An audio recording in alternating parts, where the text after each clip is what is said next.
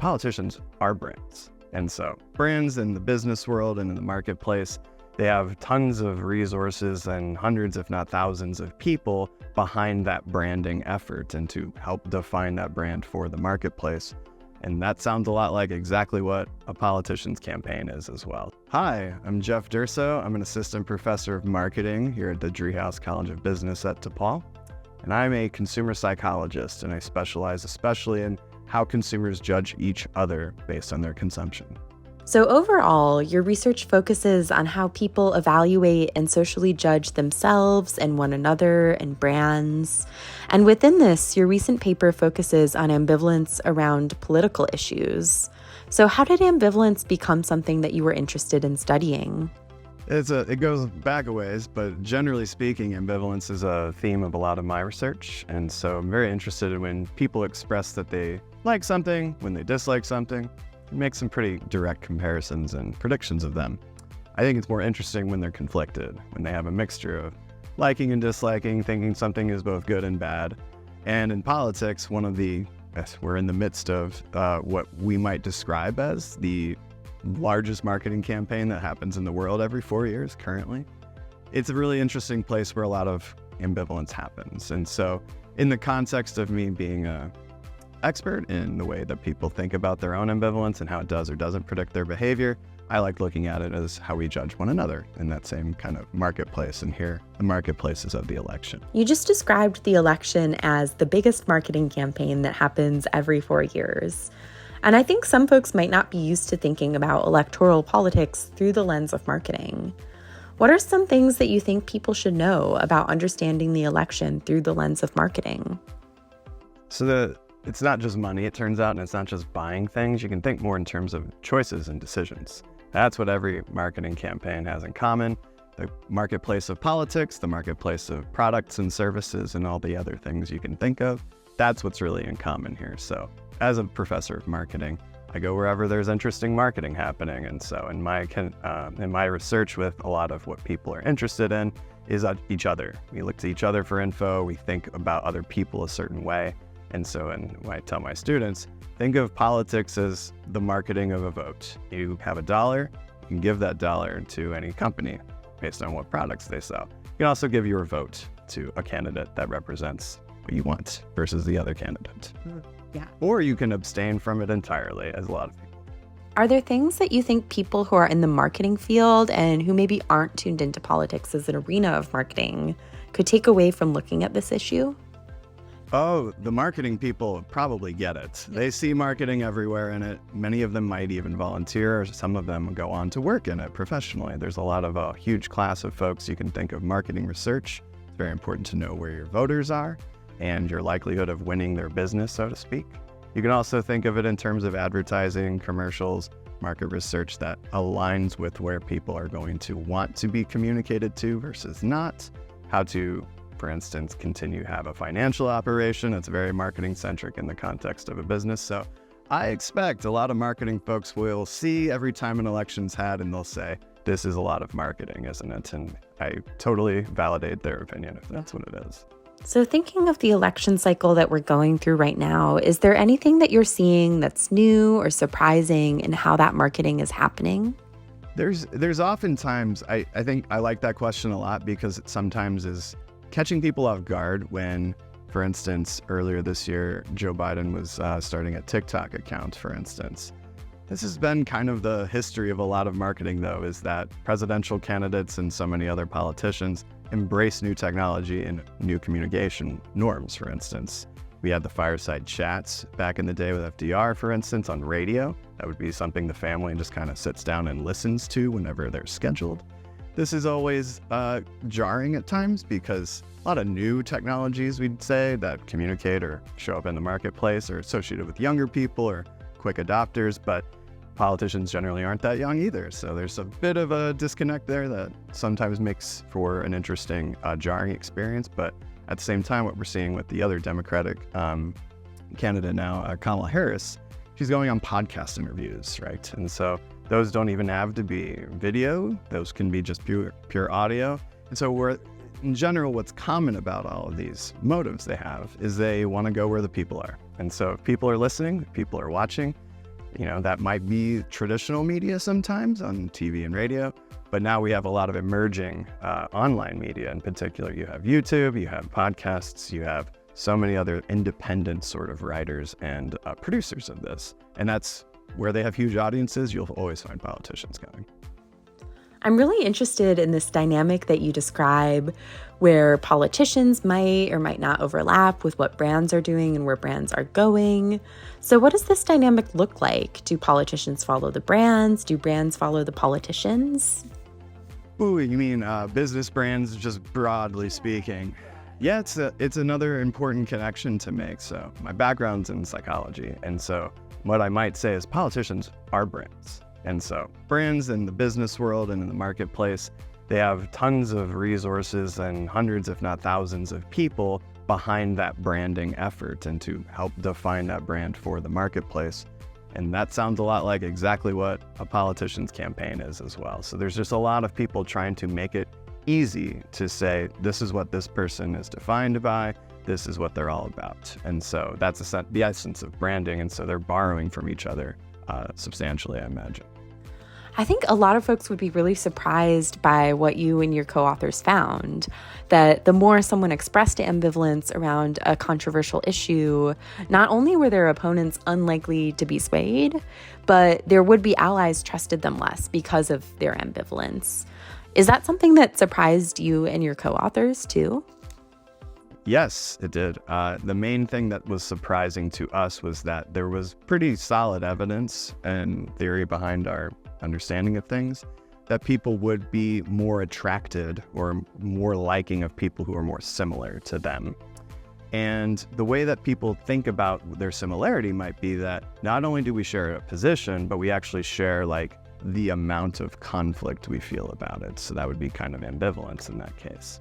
So the evidence to date was essentially that people expect to express being conflicted would not only make them more likely to also share some liking with people that agree with their position, but if you think of disagreeing people, you're sort of admitting they have some good reasons by saying, I'm pro this choice, but I'm conflicted about it for these reasons. It feels like you're giving credit to the opposing side. And so you might actually, as a lot of people do expect, like we show in this work, people expect to express two-sided opinions to be very beneficial to their popularity, to their social liking, and so on. We find precisely, as you mentioned, the exact opposite pattern. So not only, in other words, do my so-called position allies, they don't like that I'm conflicted. I'm rocking the boat, so to speak. My opponents, they don't have any nuance about me being in opposition to them by position. Because now I'm expressing conflict, though, that doesn't matter to them. What matters is I'm against them, and so they don't even register that I might have a two-sided position or that I feel conflicted in some way. So it ruins essentially all of your expectations to say, I'm a little conflicted about my position. Allies don't care, and they don't like your ambivalence, and your opponents just don't care at all from the beginning because you're in opposition. How did you guys make sense of that? Right, so we use a variety of topics you might think about. So we made sense of it by making sure this wasn't topic specific. So one of the topics, of course, was COVID-19 mask mandates. You might be interested in saying, for instance, I'm pro-mask mandates, like making them required, but I feel conflicted about that for freedom of expression, privacy issues, for instance. And so people that are pro-mask don't like that I'm conflicted about it, whereas people that are anti-mask don't like at all from the beginning that I'm at all pro-mask mandate. So the first step is to make sure it wasn't specific to topics. And so we covered a variety of them in the paper and keep finding that across death penalty, advocacy, or immigration policies from a variety of different places to the United States. And then what we, to make sure I cover the rest of your question, what else do we do to ensure that? It's interesting, especially in a politically polarized sense of the way these markets and the way people think of each other go. What's really interesting sometimes is that it leads essentially to an identity, and you might even say like a group identity. And so there's some idea to which we sharing a position, let's say I'm pro-mask mandate, but I express conflict about it, I'm weakening our group connection. And that's what people are latching onto that they don't like. They are saying, you're not solidifying our group position by expressing conflict. So that's one reason for the disliking in this sense. But when I think of the anti-mask mandate person, there's something that's just what we consider an outgroup. We're so fundamentally different that I see outgroup people as more similar to each other. So in other words, my nuance and my little differences between allies here as pro-mask mandate person don't even register to this person because we're all the same. We're all those pro-mask mandate people, and that's the basis for them not liking us as much. So in other words, there's some group dynamics at place where a lot of what happens, and this isn't just political, this is also about brands. You can think of Apple versus Mac. Lots of car brands have lots of loyalists that become group identities. Anytime you see, in other words, these group identities emerge between positions, you might end up finding people that are expressing ambivalence, thinking they're going to make a lot more friends than they in fact do, which they actually repel more people with that. Your study focused on ambivalence when it comes to individuals interacting with one another. But to what extent are the insights that you found something that might apply to how political candidates express themselves or to how other kinds of brands enter some of these conversations? It's exactly the case that I like to mention more directly to a lot of people that might be marketing, where they say, how does this matter for, selling stuff or getting more people to buy things? Brands make position statements all the time. And there's more and more demand of consumers on these brands to make sociopolitical kinds of statements. Being two-sided about it, expressing any conflict about a difficult situation or how to have it one way and both ways is going to repel a lot of people because it's weakening the position they could take, or it's not cared about by the other group of people where they'd prefer a different position. And politicians, it must be said, do this constantly. They try to have it both ways, and by doing so, they actually please neither. And so that's one of the clear ways in which there's a constant marketing sense of what's the value here. And if the value is supposed to be finding people and connecting people with brands or politicians or consumers with each other, if there is a sense in which there is a conflict, everyone's unhappy. And the problem is a lot of people expect the opposite to happen. So the brand strategy or the brand communication strategy here might be to say, don't express conflict, and maybe, as we see a lot of the time, just don't express anything at all. So that reminds me of a couple of different examples. I think first there's this rollback of DEI programs at companies. And second, it makes me think about this June when Tractor Supply Co. pulled an ad that celebrated Pride Month after it received backlash. So how do these examples resonate with you, and how does your work help you understand them? So I cover in another project the phenomenon of rainbow marketing, and that is essentially the brand positioning as being pro-pride, pro-LGBTQ plus folks. That's awesome. And then when they do things like exactly what you just mentioned, they get backlash and then they pull it. They're expressing, in other words, a two-sidedness or a conflict about what they should do, thus pleasing nobody, absolutely. Circling back to this current political moment that we're in, are there things that you're looking at differently based on your research? And what questions do you still have? In the current campaign, I see a bit of attempting to have it both ways by both candidates. For instance, Donald Trump, the Republican candidate, has tried to walk back a lot of the abortion language that has characterized Republican positions. And that is confusing to a lot of people as well, it turns out. And nobody likes it, again, because his allies are saying, that's not what I'm voting for you for. That's not our group identity. And then Kamala supporters are saying, that's not nearly good enough for us either. And then you see Kamala Harris likewise on many other issues, potentially trying to make sure everybody is included. And if you try to please everybody, you ultimately maybe please nobody. So I'm more interested in how much of their political and brand campaign managers and their strategists are thinking through these things in terms of potential gain versus potential backlash. And some of the work we just did on this paper, I think, is actually, to some degree, speaking directly to that. It might be literally a gap of, we expect this to be helpful and effective, and it continues to not be or give us messy results. So I'd like to see a bit more of the challenging between of the let's say the standard protocol that they're used to using versus maybe some updated thinking about what would be the position that would definitely get people to support and vote versus the weaker one that might actually end up weakening everybody's support. That's really interesting when you frame it that way, because what I'm hearing is that on one hand, people might perceive not expressing ambivalence as a risk. But what you're saying is that ambivalence is also risky. It's risky if your expectation and goal is to be liked more overall. It does not seem to work when there is especially a more polarizing group of people across two different brands here, in this case with two different politicians. What's something that you really wish you knew or have yet to figure out about ambivalence and how people respond to it?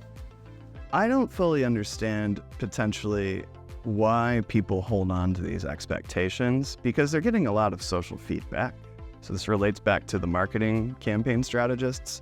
If these tactics aren't working in their own in-house research, for instance, what's the propelling reason to continue doing it?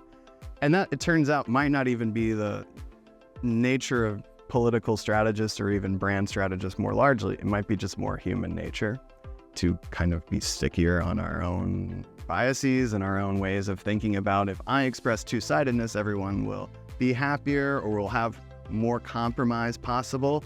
And that is another reason why there are certain stereotypes of so-called centrists and some independents, for instance, where it seems that we're between two extremes. They're defined, in other words, by the extremes rather than by defining their own sense of policy or issues or things they support or brands they like, products they want to use, and so on. So I'd like to learn a little bit more in my future work about how to get people to actually change their expectation for this in a way that's not just self-focused on how balanced you are, because it turns out a truism of psychology is we judge other people by their actions, but we judge ourselves by our intentions. And so that might be one of the reasons that it continues to stick. Is there anything else you want to add or anything that you wish I'd asked you about? I guess not, except just to remind, it's really important to think of marketing as about value, communication, and creation. And so it's not just buying stuff. It's not just pricing things a certain way. It's not product development even. It's just how do people exchange and create value, which is a shared role with not just economics, but so much of psychology. And I happen to come from a psychology background as well. And so marketing is wherever people are feeling like they're getting value exchanged or they're getting communication of value, that's where marketing is important. Like to the beginning of this or to another question we had talked about, it's the extent to which in some ways are people thinking about a choice or a decision they have to make. And marketing is all about making sure people feel like they have value created when they make their own decision.